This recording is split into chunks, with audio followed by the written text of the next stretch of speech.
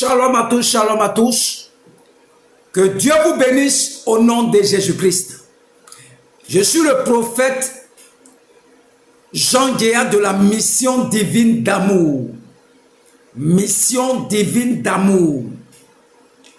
Et nous sommes en train de voir la puissance de la croix du Seigneur. Nous sommes dans un moment de la Pâque et nous sommes en train de préparer les disciples, former les disciples dans la puissance de la croix du Seigneur. Et nous voyons 2 Corinthiens 8, verset 9. 2 Corinthiens 8, verset 9 qui dit quoi? Il dit, car vous connaissez la grâce de notre Seigneur Jésus-Christ, qui pour vous s'est fait pauvre, de riche qu'il était, afin que par sa pauvreté, vous fussiez enrichis. Alléluia. 2 Corinthiens 8, verset 9. 2 Corinthiens 8, verset 9.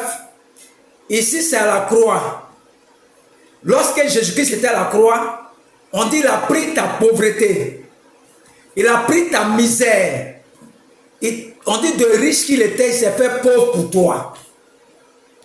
Pauvreté qu'il a pris, elle s'est quittée où? C'est quitté sur toi. Ce n'est pas normal qu'un chrétien soit pauvre.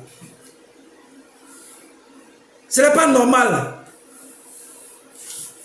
Le jour où on te prêchait sur la richesse là, ce n'est pas normal qu'un chrétien dise qu'il est pauvre. De riche qu'il était, il s'est fait pauvre pour vous. Il a pris pauvreté là-haut. Il a pris ça sur toi. Il a pris ça sur tout le monde entier. Le ciel est devenu sombre. Toute cette malédiction là, il a pris ça où? C'est venu des hommes.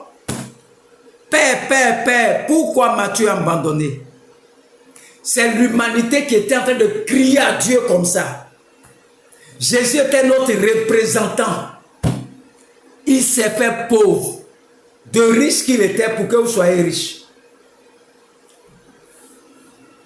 C'est à la croix. Donc il s'est fait pauvre pour que nous soyons riches. Donc la croix nous donne la richesse. Donc les gens qui prêchent la richesse, ils n'ont pas tort. Ils n'ont pas tort. La croix nous rend riches. De riche qu'il était, il s'est fait pauvre pour nous. Les gens ne comprennent pas comment devenir riche en Christ.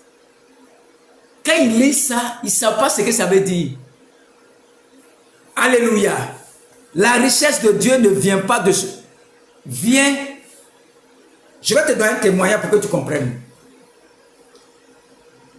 Il y a une servante qui se demandait à Dieu qu'est-ce qu'elle doit faire. Et elle dort la nuit, dans son songe, il y a quelqu'un qui vient la prendre à faire gâteau. Gâteau. Elle dort la nuit dans le songe, ils sont en train de la prendre à faire gâteau. Elle a prié, prié, prié, prié, prié. Dieu va lui donner sa richesse. Je vous dis, avec gâteau là, elle peut payer maison de 150 000 chaque mois. La richesse vient de Dieu. On prie d'abord jeune. Et Dieu doit te montrer ce que tu dois faire. C'est ce qu'il va te montrer là. C'est derrière ça se cache la richesse de Dieu. Tu dors la nuit, dit de vendre des habits.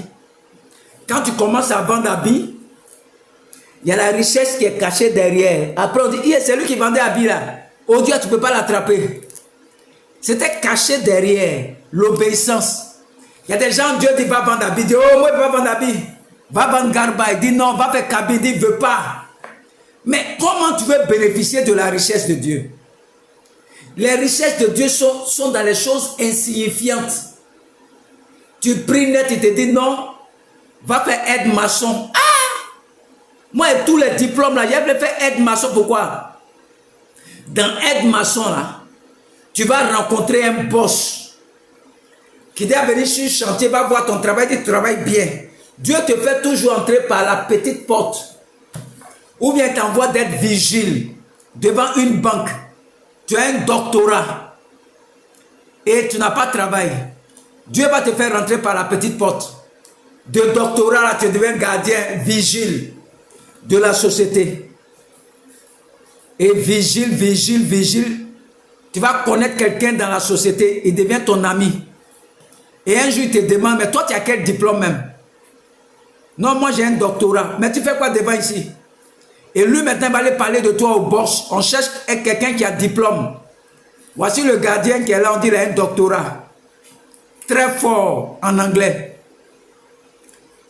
De gardien, il est devenu chargé de la communication de l'entreprise. Vous voyez comment Dieu agit? Les choses de Dieu, c'est par révélation. On ne se lève pas comme ça pour vendre. Parce que ma camarade fait bissap. Moi aussi, aller vendre bissap. Ça, c'est la chair. Tu n'as pas consulté Dieu pour que tu puisses bénéficier des richesses de Dieu. Tout est en esprit. Comme je vois ma camarade vendre bijoux là, pagne. Moi aussi, je vais vendre pagne. Ça, c'est la chair. Tu as souffrance dedans. Mais quand tu pries, que Dieu te communique ça en songe, quand tu vends là, les gens mangent ton gâteau. Ils ne savent pas ce que tu as mis dans le gâteau là. Ils sont surpris. Qu'est-ce qui est dans ton gâteau là? C'est ce qu'on appelle les richesses de Dieu lui-même. C'est par révélation. On prie d'abord. Et puis Dieu te révèle sa richesse. Qu'est-ce qu'il va faire pour toi? Moi j'ai prié. J'ai fait chant, ça ne marche pas. J'ai fait tout, ça ne marche pas. Dieu me dit, tu vas me servir. Je vais t'envoyer dans les nations pour prêcher de ma part. Moi, je prie pour faire affaire. Je prends mon petit frère. On dit, alors on va prier pour nous. Il faut que Dieu nous bénisse. On arrive là-bas. On dit, mon petit frère, toi, tu vas voyager, tu vas travailler. Et pour moi, on dit, toi, tu as servi Dieu. Ah! Pourquoi servir Dieu? On dit, toi, Dieu t'a appelé, tu es un prophète des nations. Il dit, mais il fait quoi ça? Actuellement, nous, on a faim, on veut manger. Les gens roulent dans les 4x4. Les gens roulent dans les voitures. Les gens ont les maisons. Les gens ont les champs. Les gens ont les entreprises. Moi, je vais faire tout ça là, ça meurt. Dieu ne t'est pas appelé pour ça. Tu vas me servir. Tu veux ou tu ne veux pas, tu vas me servir. Ah! Moi, je ne suis pas venu pour servir Dieu. Je suis venu faire mes affaires. Dieu va me bénir, c'est tout. Les richesses de Dieu viennent par révélation. Dieu m'a révélé que tu es mon serviteur. Avant que tu ne sois dans le ventre de ta mère, je t'avais déjà consacré. Je t'avais déjà établi depuis le sein de ma mère. Dieu m'a déjà choisi. Ce n'est pas toi ta prière qui a fait que je suis devenu chrétien. J'étais déjà consacré avant qu'on me place dans le sein de ma mère.